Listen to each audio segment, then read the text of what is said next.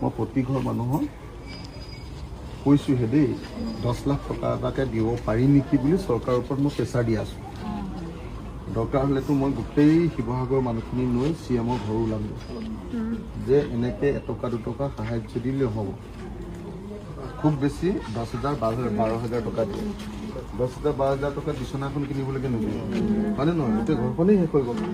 তো গতিকে মই CMক কৈ আছিলোঁ, মই তালৈ আহোঁতে আৰু ফোনতো কৈ আছোঁ যে এনেকুৱা এটা ছিষ্টেম উলিয়াব লাগিব যিটো ছিষ্টেমত এটা পৰিয়ালে অতি দুখীয়া কৰি 5 লাখ হ'লেও আৰু তাতকৈ যাৰ পকা ঘৰ চকা ঘৰ আছে অন্ততঃ 10 লাখ টকা, যাৰ একেবাৰে কেঁচা ঘৰ আছে নায়েই আৰু তেওঁৰ ঘৰটো মিনিমাম 5 লাখ টকা এটা হ'লেহে ঘৰ এটা বনাই ল'ব পাৰিব হয়নে?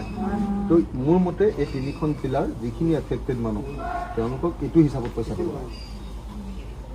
অতি কমেও 5 লাখ অন্ততঃ পক্ষে 10 লাখ, তেতিয়া পৰিয়ালকেইটা যেনে তেনে বাচি যাব। নহ'লেতো আৰু পৰিয়ালবিলাক চেচ একোৱেই নাই।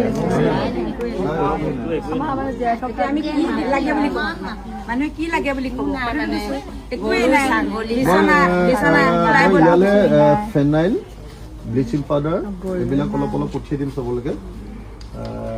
তাৰপাছত চাউলটো নেলাগে বুলি ক'লে দালি খাদ্য হৈ যাবগৈ। তাৰপিছত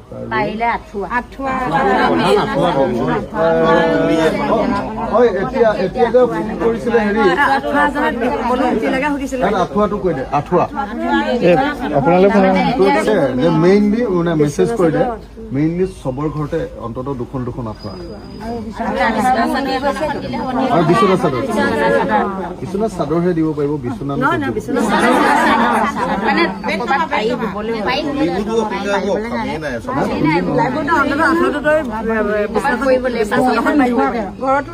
ভয় লাগিছে নহয়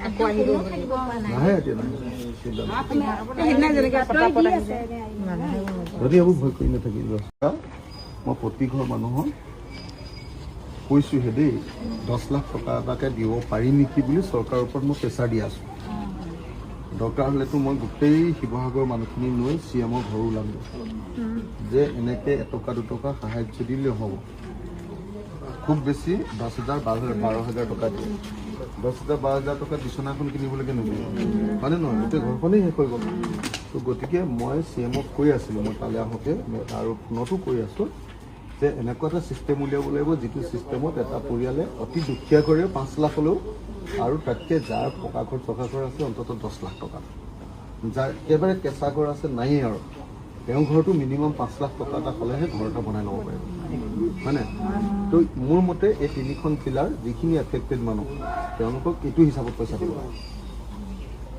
অতি কমেও 5 লাখ অন্ততঃ পক্ষে 10 লাখ, তেতিয়া পৰিয়ালকেইটা যেনে তেনে বাচি যাব।